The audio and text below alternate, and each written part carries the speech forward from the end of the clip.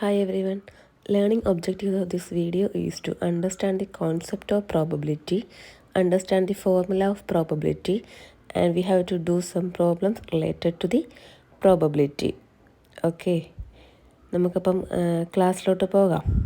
എല്ലാവരും റെഡിയല്ലേ? ഓക്കെ. എന്താണ് പ്രോബബിലിറ്റി എന്ന് പറയുന്നത്? ആർക്കെങ്കിലും അറിയാമോ? What is probability?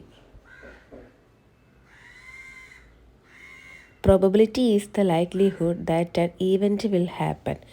എന്തെങ്കിലും നമ്മൾ വിചാരിക്കുന്ന ഒരു കാര്യം നടക്കാനുള്ള സാധ്യതയാണ് എന്ത് പറയുന്നത്? പ്രോബബിലിറ്റി എന്ന് പറയുന്നത്.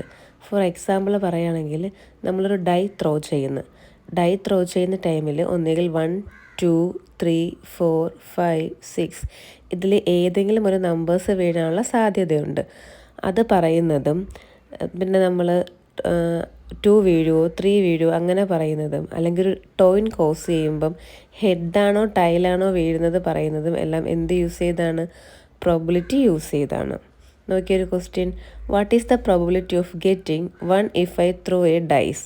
ഒരു ഡൈ ത്രോ ചെയ്യുമ്പം എനിക്ക് 1 കിട്ടാനുള്ള സാധ്യത എന്തൊക്കെയാണ്? ഇതാണ് എൻ്റെ question. What is the probability of getting 1 if I throw a die? നോക്കിക്കേ, എന്തൊക്കെ പോസിബിളായിട്ടുള്ള ഔട്ട്കമാണ് നമുക്കവിടെ കിട്ടുന്നത് ഒരു ഡൈ ത്രോ ചെയ്യുമ്പം? 1, 2, 3, 4, 5, 6. So total number of outcome 6 ആണ്. ഇതിൽ 1 ഒരു തവണ മാത്രമേ വരുന്നുള്ളൂ. സോ പ്രോബബിലിറ്റി എന്ന് പറയുന്നത് 1/6 ആണ്. അതായത് ടോട്ടൽ ഔട്ട്കംസ് 6ഉം അതിൽ 1 വരുന്നത് 1ഉം ആയതുകൊണ്ട് പ്രോബബിലിറ്റി 1/6. ഇതിൽ നിന്നും പ്രോബബിലിറ്റിയുടെ ഫോർമുല നമുക്ക് number of ways and event can occur by total possible outcome എന്ന് എഴുതാം. ഒരു ഈവൻറ്റ് നടക്കാനുള്ള സാധ്യത by total number of outcomes. അടുത്ത ക്വസ്റ്റ്യൻ നോക്കി. What is the probability of getting an even number in a die? ഒരു die throw ചെയ്യുന്ന ടൈമിൽ ഈവൻ നമ്പർ വീഴാനുള്ള സാധ്യത എന്തൊക്കെയാണ്? ഈവൻ നമ്പർ ആകുമ്പോൾ ഏതൊക്കെ വരും? 2 വരും, 4 വരും, 6 വരും അല്ലേ? അതായത് പോസിബിൾ, നമ്മൾ ടോട്ടൽ പോസിബിൾ ഔട്ട്കംസ് എത്ര ഉണ്ട്? 1 തൊട്ട് 6 വരെ ഉണ്ട്. സോ 6. ഈവൻ നമ്പേഴ്സ് 2, 4, 6 ആണ്.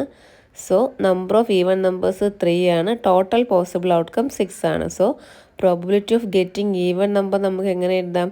3/6 എന്ന് എഴുതാം. അതായത് ഓക്കെ. അടുത്തത് ക്വസ്റ്റ്യൻ ആണ്. What is the probability of getting head tossing A coin? ഒരു കോയിൻ ടോസ് ചെയ്യുന്ന ടൈമിൽ ഹെഡ് വീഴാനുള്ള സാധ്യത. ഒരു ടോയിൻ ടോസ് ചെയ്യുന്ന സമയത്ത് ഒന്നുകിൽ നമുക്ക് എന്തൊക്കെ വീഴാം?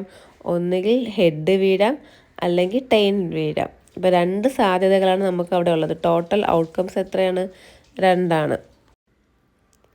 ടോട്ടൽ ഔട്ട്കംസ് 2 ആണ്. ഹെഡ് വീഴാനുള്ള സാധ്യത 1 ആണ്. So probability of head equal to 1/2. നമുക്ക് അടുത്ത പ്രോബ്ലത്തിലോട്ട് പോകാം. Okay, let us discuss another problem.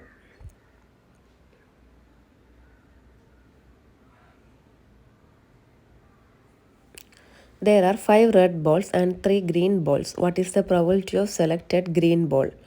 എൻ്റെ കയ്യിൽ ഒരു 5 റെഡ് ബോളും 3 ഗ്രീൻ ബോളും ഉണ്ടെങ്കിൽ ഗ്രീൻ ബോൾ സെലക്ട് ചെയ്യാനുള്ള സാധ്യത എത്രയാണെന്നാണ് ക്വസ്റ്റ്യൻ ചോദിക്കുന്നത്.